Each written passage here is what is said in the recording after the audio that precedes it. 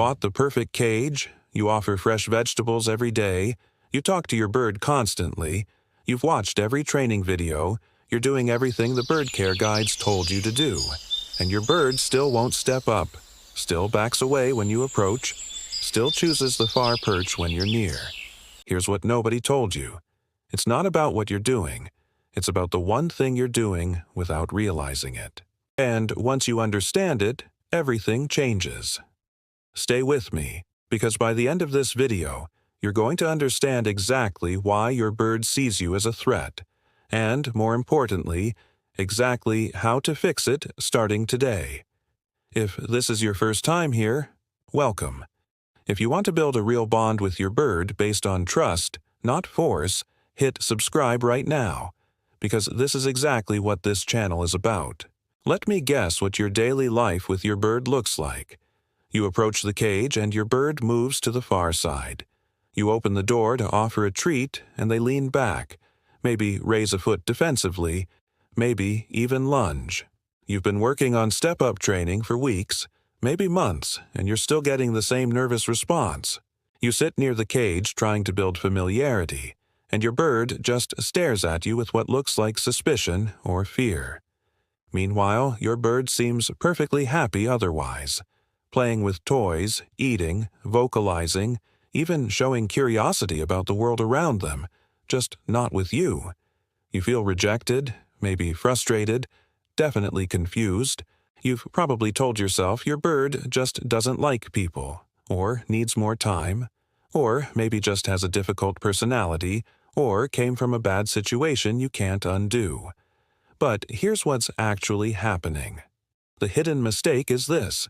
You're using your eyes as your primary tool for connection. And to your bird, eye contact is not connection, it's predation. You don't even realize you're doing it because with humans, with dogs, even with cats, eye contact means attention, affection, engagement. It's how we show we care. It's how we communicate love. But birds are prey animals. And in the wild, the last thing a bird sees before it dies is the unblinking, focused stare of a predator.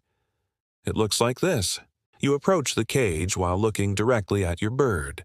You make eye contact while offering your hand for step-up. You watch them intently while they eat, thinking you're bonding. You stare at them while talking, trying to build connection. From your perspective, you're showing interest, focus, and love. From your bird's perspective, you're displaying textbook predator behavior. And here's the critical part most bird owners miss. Your bird doesn't understand your intentions. They can't read your mind. They can't know that you love them. They only understand the signals your body is sending. And every single one of those signals, the direct stare, the frontal approach, the unblinking focus, says danger. Let's talk about why this happens at a biological level. Birds evolved as prey animals. For millions of years, survival meant one thing: detect threats before they detect you. Their visual system is designed specifically for this. They have laterally placed eyes that give them a wide field of vision to spot predators. And one of the most reliable threat indicators in nature is direct eye contact. Predatory birds, hawks, owls, eagles, all use focused, direct visual attention to target and track prey. A hawk doesn't glance casually at a sparrow. It locks on. It stares. It focuses with lethal intensity. In the wild, when a bird notices another creature staring directly at them, the survival response is immediate and non-negotiable. Freeze, flee, or fight. There is no fourth option. In your home, when you stare at your bird with love and focus and hope, their brain is processing the exact same threat signals their ancestors processed right before a predator struck. Avian behaviorists have identified this as predator mimicking behavior, and it's one of the most common and most overlooked trust barriers in human-bird relationships. When this continues day after day, week after week, your bird never fully relaxes around you. Their nervous system remains in a persistent, low-level state of alert. They don't learn that you're safe. They learn that you're a threat that simply haven't attacked yet. They're waiting for the other shoe to drop. The heartbreaking part is that the owners who care most, who watch their birds most attentively, who focus on them most intensely, who stare with the most love, are often the ones creating the deepest fear response. The more you love, the more you stare, the more your bird is afraid. And this core mistake usually comes with a few others that make everything worse. Mistake number 1, you move toward your bird in a direct, straight line. In nature, predators move directly toward prey with purpose and speed. Prey animals move in curves, in direct paths, with frequent pauses. When you walk straight toward your bird's cage in a direct line, you're moving exactly like a hawk approaching a target. Mistake number 2, you're approaching from above. You reach down into the cage from the top, or you stand over your bird when they're on a perch. Raptors attack from above. Every instinct your bird has is screaming danger when your hand comes down toward them. Mistake number 3, you're moving too fast. Quick, sudden movements signal attack behavior, even if you're just excited to see them. Fast movement reads as predatory to a prey animal. All of these together, the staring, the direct approach, the looming from above, the quick movements, create a perfect storm of predator signals. Your bird's brain has no choice but to respond with fear. It's not personal, it's survival. So how do you actually build trust? You do the exact opposite of everything that feels natural. The foundation is becoming prey-safe instead of predator-like, not watching your bird intensely, but letting them watch you. Not approaching directly, but being present indirectly. This works because it shifts you from active threat to neutral presence. And neutral is where trust begins. Here's exactly how to start. When you're near your bird's cage, don't look at them directly. Use your peripheral vision. Let your gaze be soft, unfocused, indirect. Move around the room doing normal, calm activities. Read a book, fold a laundry, work on your laptop, eat a snack. Talk softly, even to your bird, but not while staring at them. Let your bird observe you without the pressure of being observed back. This might feel deeply unnatural. It might feel like you're ignoring them. It might feel like you're not bonding. And that's normal. We've been taught our entire lives that attention equals love. But remember, your bird doesn't need your visual attention. They need your non-threatening presence. In the first few days, you might not see dramatic change. You might not see any change. That's expected. You're not trying to create an immediate response. You're letting your bird's nervous system begin to recalibrate. You're teaching their brain, through your body language, that you are not a predator. That takes time. That takes consistency. But it works. Once your bird starts to relax with your presence, and you'll know because they'll stop retreating when you enter the room. Stop freezing when you're near. Start going about their normal activities even when you're close. That's when you can begin active trust building. First, parallel positioning. Instead of facing your bird directly, position yourself at an angle, or even with your side toward them. Sit in a chair next to the cage, not facing it. Read, scroll your phone, eat breakfast, just exist in their space without making yourself a frontal presence. You're in their territory, but you're not threatening because you're not oriented toward them like a predator would be. This lets your birds study you. They can watch your patterns, hear your sounds, learn your rhythms, and, most importantly, make the choice to engage or not engage without pressure. Success looks like your bird moving closer to your side of the cage instead of farther away. Success looks like them watching you with soft, curious eyes instead of hard, alert eyes. Success looks like soft vocalizations, like chirps or quiet contact calls. Second, slow blink communication. When you do make brief eye contact, and sometimes you will accidentally, blink slowly and deliberately, then look away. Don't hold the stare. In bird body language, slow blinking signals calmness and non-aggression. Predators stare without blinking because blinking means losing visual contact with prey. Relaxed, Safe animals blink frequently. You're speaking in a visual language your bird actually understands, and you're saying, "I'm calm, I'm safe, I'm not hunting you." Success looks like your bird blinking back or softening their body posture when you do this, or even turning slightly toward you instead of away.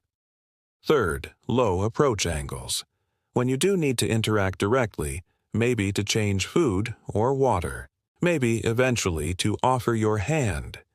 Approach from below their eye level whenever possible, or at minimum from the side, never from directly above. Crouch down so you're lower than your bird. Move slowly, telegraphing every motion. Speak softly. Let them see your approach from a distance so they have time to process what's happening. Time to choose how to respond. You're giving them agency, control, predictability. Success looks like your bird not retreating when you approach. Success looks like them staying on their perch, body language relaxed or neutral. Success looks like them maybe even leaning slightly toward you instead of away, which is curiosity beginning to override fear. You'll know you're making real progress when your bird stops moving to the far side of the cage when you approach. When they start vocalizing. Not alarm calls, but contact calls or happy sounds. When you enter the room. When their body language stays loose and relaxed in your presence. Feathers smooth, eyes soft, breathing normal. And eventually, the big one. When they begin initiating contact with you. Moving toward you, calling to you, watching you with clear interest. That's when you know trust is forming. Here's the truth about timeline. Every bird is different. A bird that's been traumatized will take longer than a young bird. A naturally bold species might warm up faster than a naturally cautious one. But most birds, with consistent prey-safe interaction, begin showing signs of reduced fear within 2 to 3 weeks. In the first week or two, look for subtle changes. Your bird staying on their perch instead of retreating when you're near the cage. Reduced stress signals like panting, slicked back feathers, or defensive posturing. Increased curiosity shown through head tilting, leaning forward slightly, or tracking your movement without alarm. Softer vocalizations instead of alarm screams or silence. These are small, but they're real, and they're the foundation. After 3 to 4 weeks, you should see more obvious changes. Your bird moving toward you instead of away when you approach with food. Accepting treats from your hand, first dropped in the cage, then maybe from your fingers. Staying calm when you open the cage door instead of panicking. Beginning to explore while you're nearby instead of freezing. Possibly even initiating interaction through calls or body language that says, "I see you and I'm not afraid." Real, deep trust. The kind where your bird actively seeks you out, steps up willingly and confidently. Chooses to be near you even when they have other options. That usually takes 2 to 4 months of consistent practice. Sometimes longer. And some days will feel like backward progress. Your bird will seem more fearful than the day before. That's normal. Trust isn't linear, especially for a prey animal that's been receiving mixed or predatory signals. Maybe you made eye contact without thinking. Maybe you moved too fast. Maybe they're hormonal or molting, or just having an off day. It happens. Don't panic. Just return to the foundation. Consistency over perfection. The key is patience, not persistence. You're not training your bird. You're not making them trust you. You're rewiring their emotional association with your presence from threat to safety. And that happens on their timeline, not yours. Now, here's where most people go wrong when they try to implement this. First, they're inconsistent. They practice prey-safe behavior for a few days, see no immediate dramatic change, and revert back to direct eye contact and frontal approaches because it feels more natural. This happens because we're wired for instant gratification, but it undermines all progress because your bird can't predict your behavior. Unpredictability creates more anxiety, not less. Second, they rush physical contact. The moment their bird seems even slightly more comfortable, they try to touch them or get them to step up. This happens because the goal feels so close. You can almost taste it, but it breaks trust at the exact fragile moment trust is beginning to form. It's like building a house of cards and then sneezing. Third, they expect their bird to understand their good intentions. They think, but my bird should know I love them. I feed them. I bought them toys. I would never hurt them. But birds don't read intentions. They don't understand abstract concepts like love. They read body language. And your body language is the only language that matters. Remember, trust is built in bird language, not human language. This isn't just about getting your bird to step up or stop being scared of you. This is about fundamentally changing how you understand and communicate with a prey animal, whose entire evolutionary history is about detecting danger. When you make this shift, when you truly become prey-safe in your behavior, everything changes. Your bird becomes more confident, not just with you, but in general, more playful, more vocal, more present and engaged with their environment. Problem behaviors, the screaming, the biting, the feather plucking, often diminish or disappear entirely because they were rooted in chronic fear and stress. And that fear is dissolving. You go from a relationship based on your bird tolerating you to a relationship based on your bird choosing you. And that difference, that shift from tolerance to choice, is everything. That's where real bonding lives. If your bird is afraid of you right now, that doesn't mean you've failed. It doesn't mean your bird is damaged or broken or unlovable. It means you've been speaking the wrong language. And that is completely fixable. But change doesn't happen through more of the same effort. It doesn't happen through trying harder.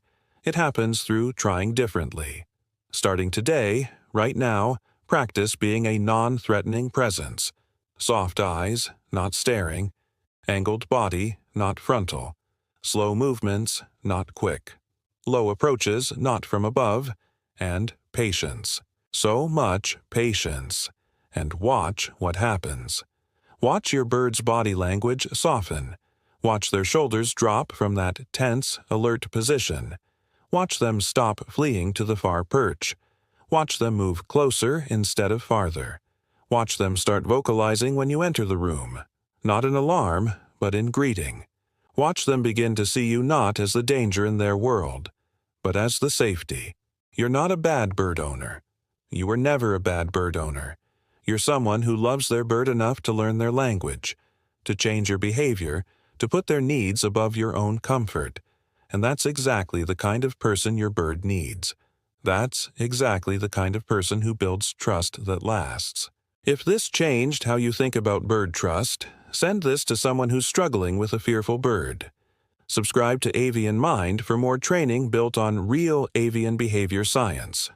Not guesswork, not outdated advice, real science. And leave a comment. I want to know, how long have you been working on trust with your bird? What's been your biggest challenge? I read every single one, and I'm here to help.